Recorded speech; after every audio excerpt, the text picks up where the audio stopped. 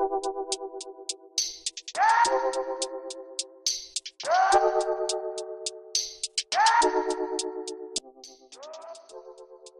is up, you guys? It's your girl Sassyprincessify. I am back once again with another video, and today I got an interesting topic for you guys. So I'm going to be discussing on-campus classes, hybrid classes, and I'm also going to be discussing on-campus classes. So without further ado, let's get into this video.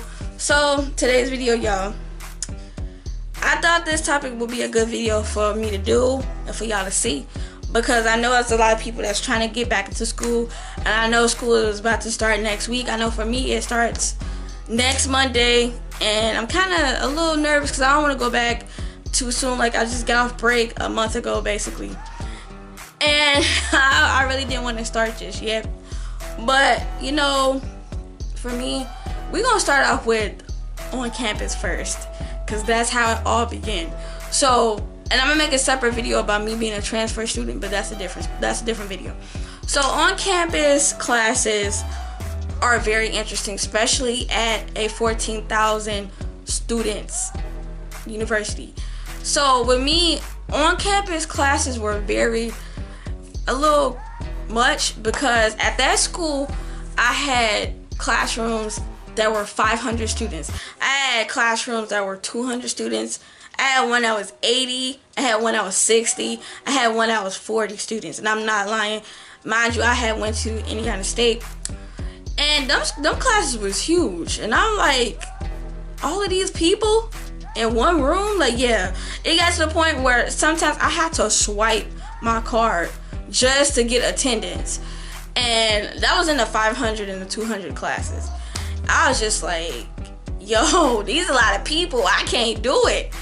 But even at my new school, the class ratio has went down.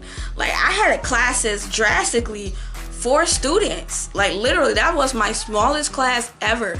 I didn't see classes that were 3 students. I didn't see classes that was 1 student. And mind you, I'm in the fine arts department at my school, because like I said, I'm becoming a graphic designer. I'm trying to be my own business person. So it's just crazy, y'all. Like, that's the difference between a big school and a really, really small school. Like, you got all these students, and then with this school you have hardly nobody there. And so that is the crazy thing. And then we move on to the hybrid classes. Now, with the hybrid classes, it's a little different, and I'm gonna break it down for y'all. So at the big school, the hybrid classes there, we only meet once a week, and we did our work online, and we came for test, or if she had a lecture, or if they had a lecture, we'll listen to it either online or we'll listen to it in the classroom. And that class was like a good 2 hours long, or 2 hours or something long, and it was okay for a minute, but it would take some time to get used to. So at my new school, it's a little different when it comes to hybrid classes. With these hybrid classes that I had, like I said, art history was the main hybrid classes that I had at the school. Them classes, you come 5 times, and she had everything for the course online, and you only had to take 3 tests, 1 quiz, and a paper for most of her classes, right? So that was the difference there, and it was pretty interesting. But let me tell y'all, before I move on to the online classes, them art history classes, hybrid classes of hers were a lot, because mind you, the class credit was 3 hours, right? It was 3 hours, and you got to double that, so that's 9 hours, right? Because as a matter of fact, you didn't even have to double that, you had to triple that, because she expects more time with her classes, because it's more about memorization, spelling, and, you know, summarization. And it was a lot to deal with. Y'all know I just made it out of art history last December. I'm so glad that it's over with, because I've been doing art history for almost 4 years, and I'm done. The only one I didn't do was non-Western, but that's a different story. And also African American art history. That's a different story. But we're gonna lastly move on to online classes. So for me, the online classes, like, I'm having an online class starting next week.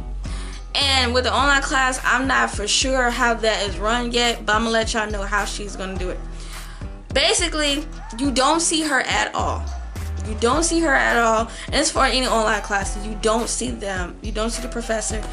And you have to make sure you keep up with the work. You gotta make sure you stay on task. You gotta balance everything out with the other classes. Mind you, I have studio classes next week, 3 of them. And I'm gonna make sure her stuff get out the way first, because her stuff is gonna be more easier than theirs, because there are studio classes. It's gonna take more hours, 6 hours for each of those. That's 18 all together, I believe. Y'all know my math might be off, don't quote me on that, but yeah.